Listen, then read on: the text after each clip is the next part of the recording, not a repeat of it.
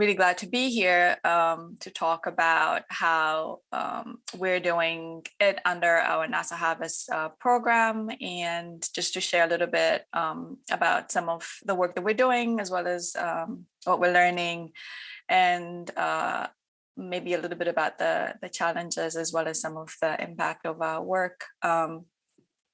So just to dive in really quickly, I'd hope this would have been an animation that kind of just shows that we have many, many satellites. I think a previous speaker mentioned this, that we're getting petabytes of data every day, basically, from very high resolution satellite data to medium, coarse resolution. And all of these data sets are important for creating really informative product.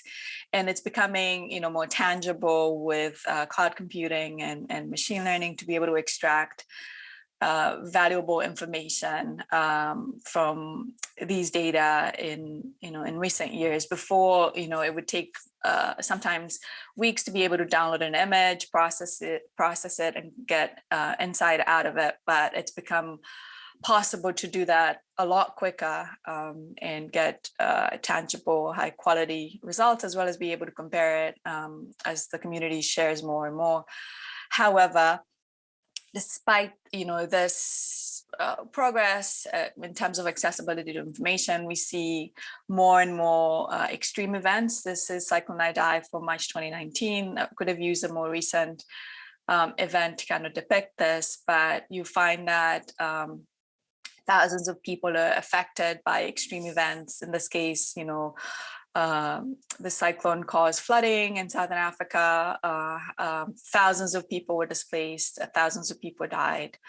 And it continues, to happen every day. And while this was happening in Eastern Africa, as you can see in this graphic, right around Kenya, you can see these dark red shaded areas where it was actually the negative, the exact opposite of what was happening in Southern Africa. So extreme rainfall leading to flooding.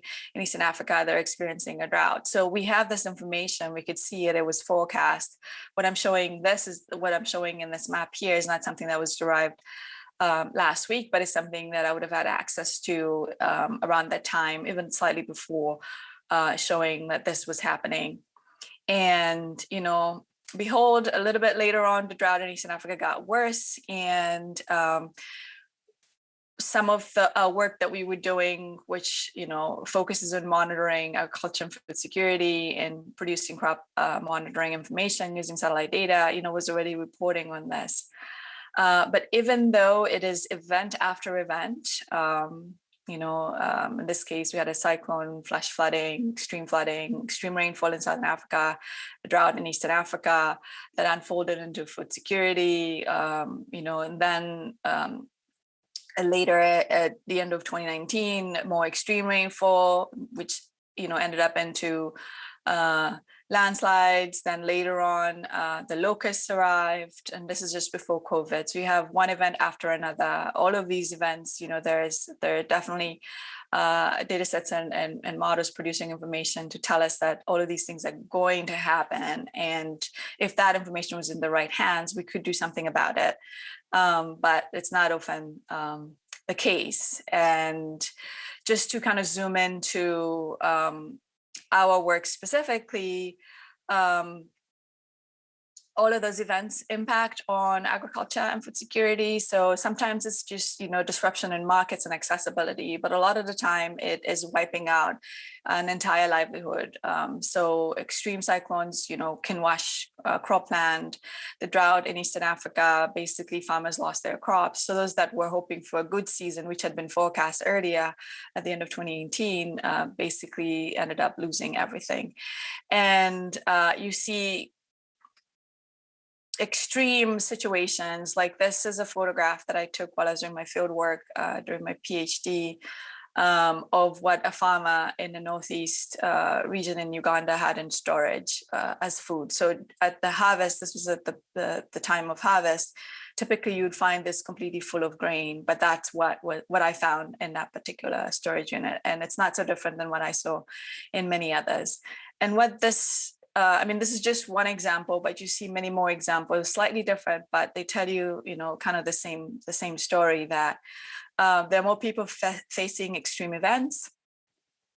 We're getting further away from achieving zero hunger.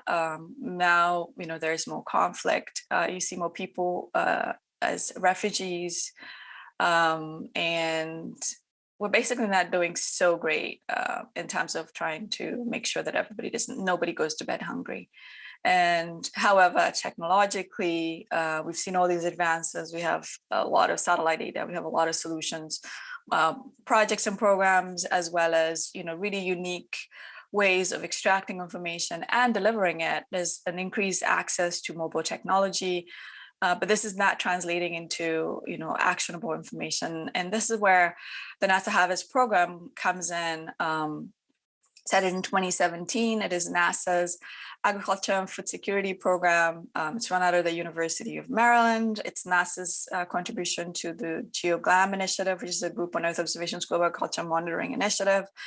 And really our focus is to try to enable and advance the use of satellite Earth observations in agriculture monitoring and informing a food security decision. And so the backdrop of that is that there's more data, there are more solutions, they're really actionable in a lot of places. However, there are definitely a lot of gaps, and this is not, you know, gotten to the level that it should. Harvest has, so under Harvest, I lead the Africa program. It's a much bigger program. We have strong themes, broader themes on yield and crop conditions, early warning food security, markets and trade, cropland and crop type mapping, area estimation. And it's a big team of really motivated individuals, and we work, you know, in partnership, and I'll talk about that a little bit when I talk about our Africa program. So I'm going to go a lot faster so I can make it to the end. But this is kind of a schema that I like to kind of depict how I envision our Africa program. We have satellite data that's being collected every day. We have people working in their farms every single day. We can extract information from time series information, using machine learning, some of what Gabby and Ivan showed this morning, to extract quality, repeatable, scalable approaches to extracting information from cropland, crop conditions, yield, and make sure, so we go further and try and make sure that is useful for policy and decision making, but would like for that to be even actionable to a farmer and accessible to a farmer. But monitoring smallholder agriculture, which is the bulk of the ag in sub-Saharan Africa, is not easy. It's complicated. We have very small fields. A lot of the ag is for subsistence. There are many events that can happen that, you know, we can't really measure from space. It requires a lot of ground data to be able to do that.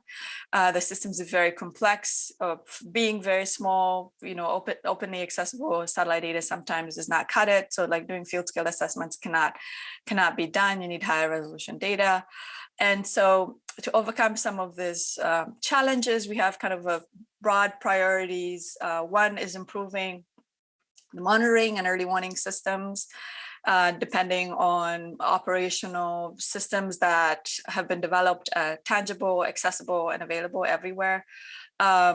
We try to advance the methods that underpin the data that goes into systems, develop and transfer this information and data and capacity into organizations that actually needed to make decisions, and then developing strong, sustainable long-term partnerships in order for work to continue. So I'll just go over the priorities really quickly. This is an example of the Crop Monitor Initiative, which is run at the University of Maryland. It's one of Harvest's initiative. We monitor global crop conditions, provide information on a monthly basis. You can check it out on cropmonitor.org. And if you wanted to know what the forecast was for the end of last month, or what the conditions are for the end of last month, you can find it. It's been used a lot. Some of the systems that we rely on and are working to improve include the GLAM system that you see in the top right, sorry, the bottom left. The top right is the early warning explorer for accessing rainfall and temperature. We have the crop monitoring systems on the right. And to advance the methods that underpin this, we rely heavily on machine learning. This is led by Dr. Kerner, who is our machine learning lead. And some of the work that Gabby and Ivan presented this morning is under that. So developing scalable methods that we can reproduce and make products for multiple countries really rapidly, but in a scalable and also high quality way, so that the data are not just pretty looking maps, but they're backed by sound methodology and can be reproduced. And we do that a lot also through sharing, so that other people can evaluate our approaches. And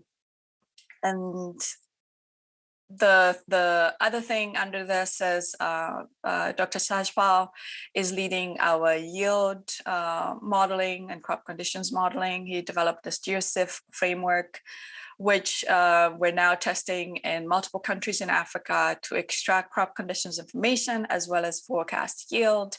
And this will be really important for supporting, for example, a regional food balance sheet that is important for policy and decision making, not only by government organizations, but as well as private sector. Further to that is we have a huge challenge when you're trying to use machine learning to drive and develop information on, for example, cropland. We need a lot of training data, and we do this in multiple ways. So the bottom right, of this morning's presentation, aggregating data that's available, that's openly accessible, and evaluating whether it's high quality enough for us to use it in our workflows, combining it and sharing it with others. We do a lot of training for ground teams, so I work with extension agents across all the countries almost where we work.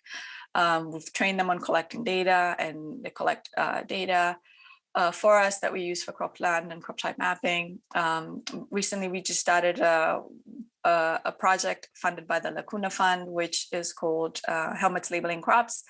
And we are trying to use that approach to rapidly collect ground data, which is really incredibly expensive to do, but do it in a sustainable way, working with local organizations. This is also from this morning's talk. If you get a chance, please check it out if the recording is shared.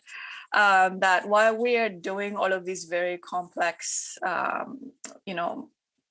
running all these complex models, it has to be efficient, both in cost and storage and stuff like that, as well as being deployable everywhere. And so Ivan is leading our machine learning ops to make sure that, it's cost effective, it's affordable, and also it's automated in a way that we can do it really rapidly, because we keep getting requests to, fill these critical data gaps.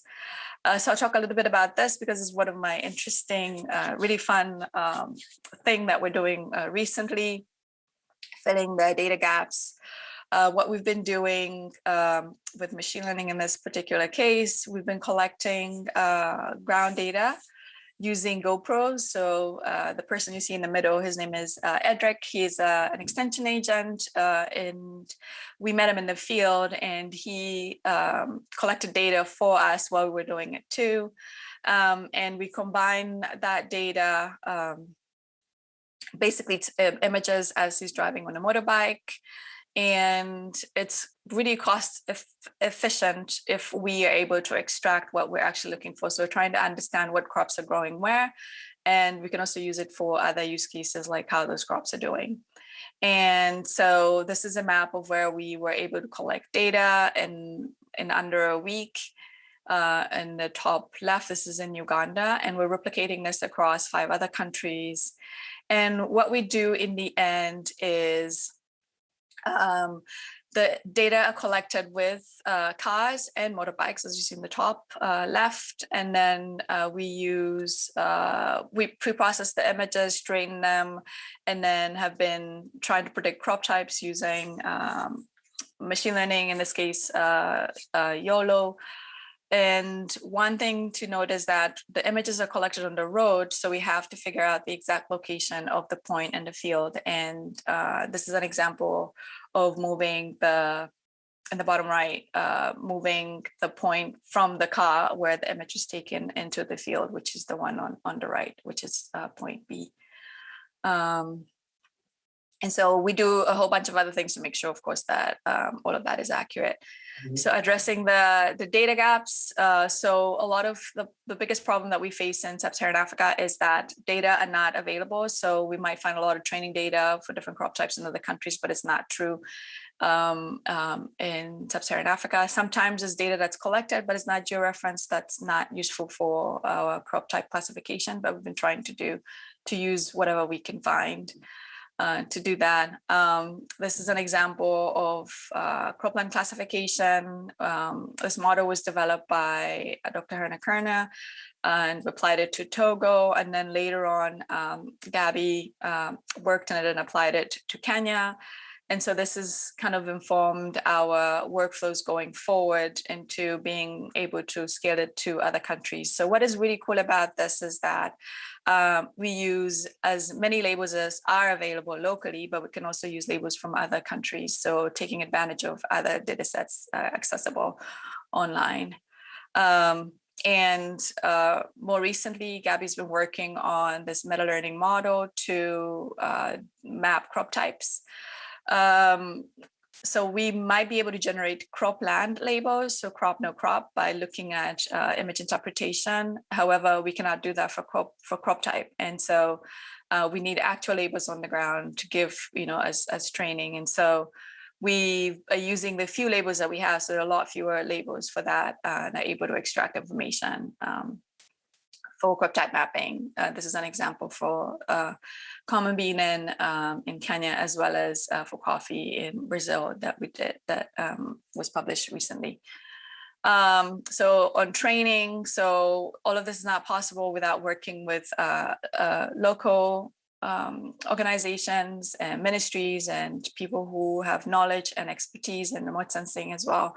So we've been doing a lot of training, and these are groups of extension agents that I've been working with, and we've been able to, forge really strong partnerships in the sense that the capacity that, for example, for the crop monitor work that we've been doing is transferred into the organizations, and they're able to use Earth observations for their own monitoring. And so Harvest in itself is a partnership, being a consortium. We have over 40 partners currently, and each one of us brings something to the table to make sustainable solutions. So some of our impact, I did mention the global crop monitor. What I didn't mention is that approach and approach to crop land and crop type and crop conditions monitoring has been adapted in multiple countries in Africa. We have an operational crop monitor for East Africa that's run by the IGAD Climate Predictions and Applications Center, and the national crop monitors in Rwanda, in Kenya, in Uganda, in Tanzania, and in Mali, as well as in Ethiopia. The last two are still in development, but are already being used by national organizations in those countries.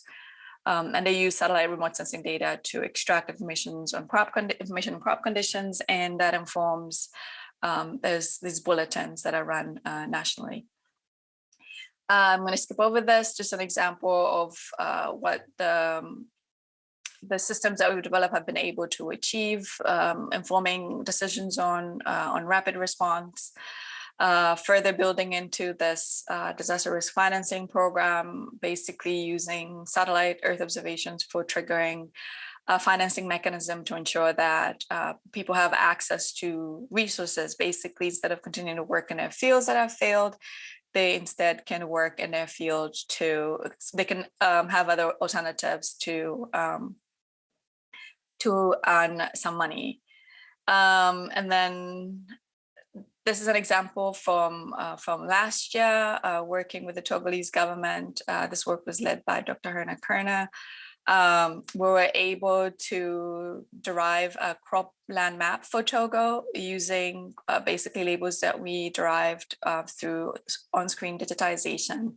And this cropland map was important for informing a program called YOLIM, which was basically the Togolese government trying to figure out a way of identifying where farmers are in areas that are impacted by COVID and figuring out and basically being able to transfer their money so they can have a little bit during the nationwide lockdown at the time.